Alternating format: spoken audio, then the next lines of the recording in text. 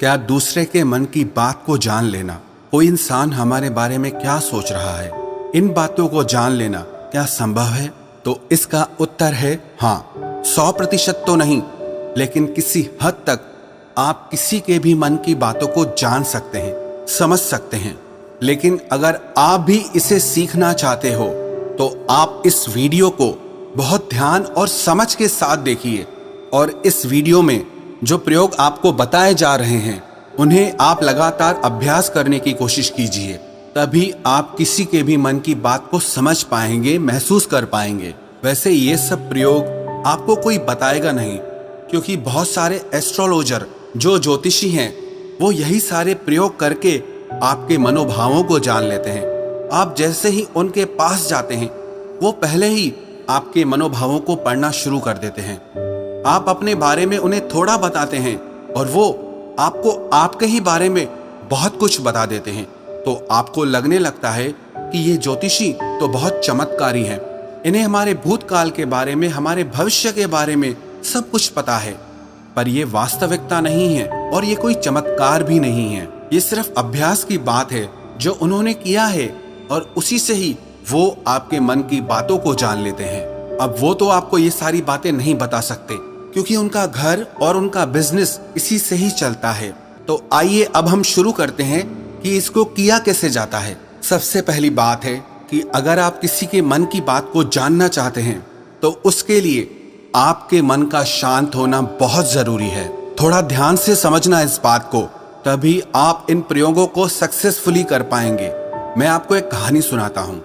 एक जैन फकीर हुए जॉर्ज गुरजिएफ, उनके पास जो कोई भी शिक्षा लेने आता था वो उन्हें सिखाते थे कि तुम शब्दों से नहीं, मन के भावों से बातचीत करना सीखो।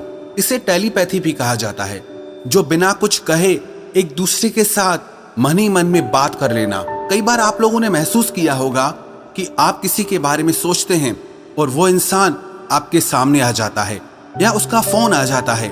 कहीं ना कहीं आपके मन की बातें उस तक पहुंच जाती है और उसके मन की बात आप तक पहुंच जाती है। तो जो जैन फकीर थे वो अपने सारे शिष्यों को एक प्रयोग सिखाते थे कि तुम अपने आप को एक कमरे में बंद रखो और एक भी शब्द नहीं बोलना है, किसी से कोई बात नहीं करनी है। सबसे पहले तो तुम अपनी वाणी को शांत करो। जब तुम्हारी वाणी शांत होगी तभी तुम्हारा मन शांत होगा। हमारी वाणी ही हमारे विचारों को शब्द देती है, आवाज देती है।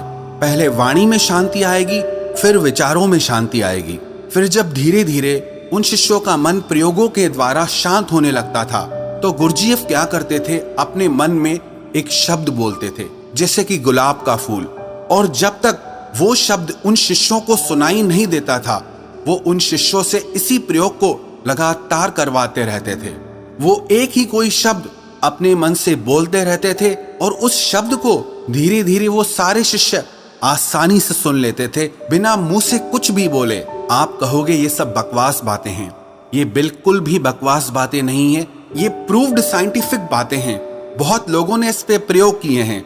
आपने कभी देखा, जो मनोवैज्ञानिक होते हैं वो बहुत से लोगों के चेहरे के हाव भावों को देखकर, उनकी बातों को सुनकर उनके मन की बात जान लेते हैं। तभी मनोवैज्ञानिक लोगों के सामने सब लोग अपने दिल की हर बात खोल कर रख देते हैं। उन्हें लगता है कि इन्हें हमारे बारे में सब कुछ समझ में आता है, ये तो हमारे मन की बातें पढ़ लेते हैं। जो लोग मनोवैज्ञानिकों के पास जाते हैं उन्हें लगता है कि इस मनोवैज्ञानिक के पास तो कोई चमत्कारी शक्ति है। सच कहूं, उसके पास कोई चमत्कारी शक्ति नहीं। उसने बस अपने विचारों को शांत करके, खुद के विचारों में ठहराव ला करके, उसने अपने भावों को, अपनी ऊर्जा को आपसे कनेक्ट कर लिया। इसलिए जो भी आपके हाव भाव हैं उसकी ऊर्जा को वो मनोवैज्ञानिक महसूस कर पाता है, समझ पाता है। सीधा सरल सा सूत्र है कि जब तक आप बोलते रहते हैं सामने वाले सुनते रहते हैं। आप बोलना बंद करते हैं तभी सामने वाला जो बोल रहा है वो आप सुन पाते हैं। यदि आप दोनों ही लगातार बोलते रहेंगे तो किसी को कुछ समझ भी नहीं आएगा। ठीक इसी तरह यदि आपका मन चुप है तभी आप किसी दूसरे का मन सुन सकते हैं। मन के चुप होने का मतलब है कि आप विचार और कल्पनाओं से बाहर निकलकर पूर्णतः शांत हो जाएं। इसे ही चित्त का शांत होना कहते हैं। कहते हैं कि इस मन की शक्ति योग के बल पर जो योगी लोग होते हैं वो चींटियों के पैरों में बंधे घुंघरू की आवाज तक भी सुन सकते हैं। तो लोगों के मन में तो दुनिया भर का शोर मचा हुआ है, वो आपको कैसे नहीं सुनाई देगा। लेकिन इसके लिए आपको एक बात बता दूं, जिन लोगों का मन बहुत चंचल रहता है, बहुत दौड़ता रहता है, ऐसे लोग अपने ही मन की बातों को ठीक से नहीं समझ पाते, तो वो किसी और के मन की बात को क्या समझ पाएंगे। मैंने एक कहानी सुनी, एक फकीर हुए लाओ त्सु, वो अपने एक शिष्य के साथ रोज सुबह में वॉक करने जाते थे। एक दिन जो उनका शिष्य था, तो उस दिन उनका शिष्य अपने मित्र को भी साथ लेकर आया। तो मॉर्निंग वॉक के टाइम पे उनका शिष्य और उसका मित्र भी साथ साथ चलने लगा। वो काफी देर तक ऐसे ही पैदल चलते रहे, किसी ने कोई आवाज नहीं की। जो उनके शिष्य का मित्र था वो बड़ा हैरान हो रहा था कि ये लोग कुछ बोलते क्यों नहीं, इतनी देर से चुप क्यों हैं ये लोग। तो उसने सोचा मैं ही बात शुरू करता हूँ, और काफी समय गुजरने के बाद उसने सिर्फ इतना कहा कि कितनी अच्छी सुबह है, कितना अच्छा मौसम है। जब उस शिष्य के मित्र ने ये बात कही तो लाओ त्सु ने कहा कि कल से तुम अपने मित्र को मेरे पास बिल्कुल लेकर मत आना, क्योंकि ये बहुत शोर मचाता है। वो शिष्य बड़ा हैरान हो गया कि इसने तो सिर्फ इतना कहा कि कितनी अच्छी सुबह है, मौसम कितना अच्छा है, इसमें इसने ऐसा कौन सा शोर मचा दिया। तो लाओ त्सु ने अपने शिष्य से कहा कि मेरा मन अब पूर्णतः शांत हो गया है, अब जरा सी भी आवाज मुझे शोरगुल मालूम होती है। सुबह अच्छी है तो है, मौसम अच्छा है तो है, मैं भी देख रहा था कि मौसम अच्छा है, तुम भी देख रहे थे, तो इस बात को व्यर्थ में बताने का मतलब ही क्या हुआ।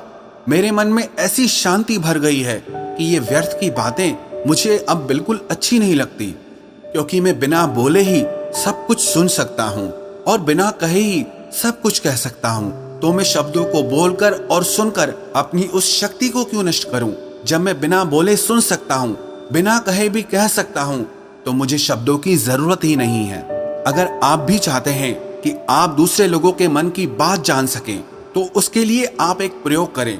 सबसे पहले आप दिन में कुछ समय निश्चित करें कि इस समय से इस समय तक आप कुछ नहीं बोलेंगे, और उस समय पे आप एक आसन में बैठना सीखिए और अपने मन में जरा गहरे झांक कर देखिए कि वहां क्या चल रहा है।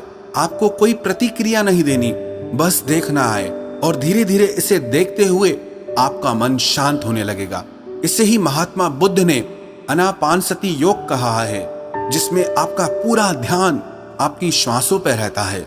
इससे आपके मन में पूर्णतः शांति आ जाती है, और जब आपका मन पूरी तरह से शांत हो जाता है तो आप अपने आसपास में हो रही चीजों को, लोगों को गहराई से देख पाते हैं, गहराई से समझ पाते हैं, सुन पाते हैं। एक शांत चित्त वाला इंसान बिना कहे भी सामने वाले की हर बात को समझ लेगा, और वो जो कह रहा है उसकी झूठी बातों में वो कभी नहीं फंसेगा, क्योंकि एक शांत चित्त वाला वो सब कुछ सुन सकता है जो एक साधारण इंसान कभी नहीं सुन सकता।